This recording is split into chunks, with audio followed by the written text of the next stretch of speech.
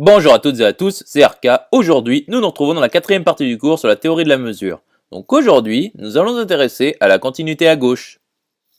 Rentrons alors dans le vif du sujet.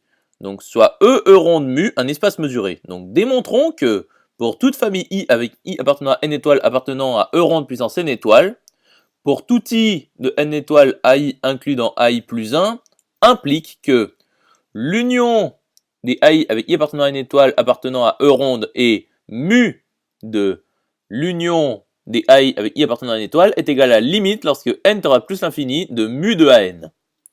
Donc si il existe J appartenant à n étoile tel que mu de AJ est égal à plus l'infini, alors pour tout K de n étoile, K supérieur ou égal à J implique que mu de AK égale plus l'infini, car cette fonction est croissante. Et c'est-à-dire pour tout K appartenant à n étoile, K supérieur ou égal à J implique que mu de l'union pour I allant de 1 jusqu'à K dAI est égal à plus l'infini. Donc limite lorsque n tend à plus l'infini de mu de l'union pour I allant de 1 jusqu'à n dAI est égal à plus l'infini. Et mu de la limite lorsque n tend à plus l'infini de l'union pour I allant de 1 jusqu'à n dAI est égal à mu de la limite lorsque n tend à plus l'infini dAN qui est égal à plus l'infini car stationnaire à partir du rang J. Poursuivons la démonstration. Donc voyons le cas numéro 2, c'est-à-dire lorsque pour tout J de n étoile, mu de AJ est différent de plus l'infini, c'est-à-dire strictement inférieur à plus l'infini. Donc nous savons que l'union des AI avec I appartenant à n étoile appartient à E ronde car E ronde est une tribu, donc il s'agit d'une union dénombrable d'éléments de E ronde. Donc pour tout n de n étoile, nous savons également que mu de l'union pour I allant de jusqu'à n dAI est égal à mu de AN qui est positive ou nulle, car l'U à cause de l'inclusion. Nous pouvons alors définir la suite mu de l'union pour I allant de jusqu'à n dAI avec n appartenant à n étoiles, une suite de n étoiles à valeur dans R plus bar, car nous pouvons avoir plus l'infini comme valeur. Donc pour tout I de n étoiles, AI est inclus dans E. Et donc pour tout I de n étoiles, mu de AI est inférieur ou égal à mu de E. Et pour tout n de n étoiles, mu de AN est inférieur ou égal à mu de AN plus 1. C'est-à-dire pour tout n de n étoiles, mu de l'union pour I allant de 1 jusqu'à n dAI est inférieur ou égal à mu de l'union pour I allant de 1 jusqu'à n plus 1 dAI. Donc d'après le théorème de la limite monotone, eh bien mu de l'union pour I allant jusqu'à n dAI avec n appartenant à n étoiles converge dans R plus bar. Poursuivons la démonstration. Donc montrons que limite lorsque n tend à plus infini de mu de l'union pour I allant jusqu'à n dAI est égal à mu de l'union pour I allant jusqu'à plus infini dAI qui est égal à mu de l'union pour I appartenant à n étoile dAI. Donc trivialement, mu de l'union pour I allant jusqu'à plus infini dAI est égal à mu de l'union pour I appartenant à n étoile dAI. Donc pour tout I de n étoile, AI union AI plus 1 privé de AI est égal à AI union AI plus 1 inter E privé de AI. Ce qui est égal à AI union AI plus 1 inter AI union E privé de AI. Ce qui est égal à AI plus 1 inter E car AI est inclus dans AI plus 1. Ce qui est égal à AI plus 1. Et pour tout I de n étoile, AI inter AI plus 1 inter, privé de AI est égal à AI inter AI plus 1 inter E privé de AI. Ce qui est égal à AI inter E privé de AI inter AI plus 1. Ce qui est égal à l'ensemble vide inter AI plus 1. Ce qui est égal à l'ensemble vide. Continuons la démarche. Donc, nous savons que l'union des AI avec I appartenant à une étoile est égale à la limite lorsque n tend à plus infini de l'union pour I allant de 1 jusqu'à n des AI, qui est donc égale à la limite lorsque n tend à plus infini de AN, à cause des inclusions successives.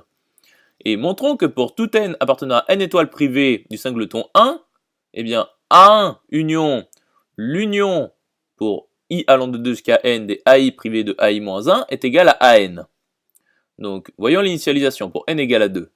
Donc, A1 union l'union pour I allant de 2 jusqu'à 2 des AI privés de AI-1 est égal à A1 union A2 privé de A1, ce qui est égal à A2. Donc, voyons l'hérédité. Donc, soit n appartenant à n étoiles privées du singleton 1 fixé vérifiant la propriété escomptée. Donc, A1 union l'union pour I allant de 2 jusqu'à n plus 1 des AI privés de AI-1 est égal à A1 union l'union pour I allant de 2 jusqu'à n des AI privés de AI-1 union AN plus 1 privé de AN. Ce qui est égal à A1 union l'union pour I allant de 2 jusqu'à n des AI privé de AI-1 union AN plus 1 privé de AN. Ce qui est égal à AN union AN plus 1 privé de AN, ce qui est égal à AN plus 1.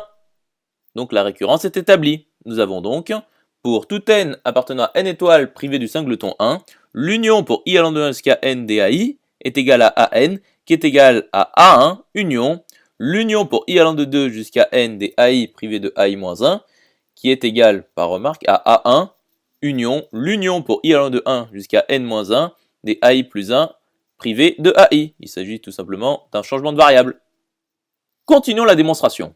Donc, nous savons par conséquent de la diapositive précédente que limite lorsque n tend plus infini de l'union pour i allant de 1 jusqu'à n des AI est égale à limite lorsque n tend plus infini de A1 union l'union pour i allant de 1 jusqu'à n-1 des AI plus 1 privé de AI.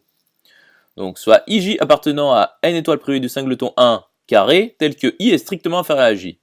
Donc, AI plus 1 privé de AI inter aj plus 1 privé de aj est égal à AI plus 1 inter e privé de AI inter aj plus 1 inter e privé de aj. Ce qui est égal à AI plus 1 inter aj plus 1 inter e privé de aj inter e privé de ai. Ce qui est égal à AI plus 1 inter e privé de aj inter e privé de ai, car AI plus 1 est inclus dans aj plus 1. Or, i est strictement inférieur à j. Donc, i plus 1 est inférieur ou égal à j. Et donc, ai plus 1 est inclus dans aj. Et donc, l'ensemble vide, nous savons qui est inclus, bien entendu, dans ai plus 1 inter e privé de aj, qui est inclus dans aj inter e privé de aj, ce qui est égal à l'ensemble vide. Donc, ai plus 1 inter e privé de aj est égal à l'ensemble vide. Et donc, ai plus 1 privé de ai inter aj plus 1 privé de aj est égal à ai plus 1 inter e privé de aj inter e privé de ai, ce qui est égal à l'ensemble vide inter e privé de ai, ce qui est égal à l'ensemble vide. Donc, le cas i strictement supérieur à j est symétrique. Il suffit tout simplement d'échanger les rôles de i et de j. Poursuivons le raisonnement. Donc, nous savons que pour tout i de n étoiles privé du singleton 1, A1 inter AI plus 1 privé de AI est égal à A1 inter AI plus 1 inter E privé de AI, ce qui est égal à A1 inter E privé de AI.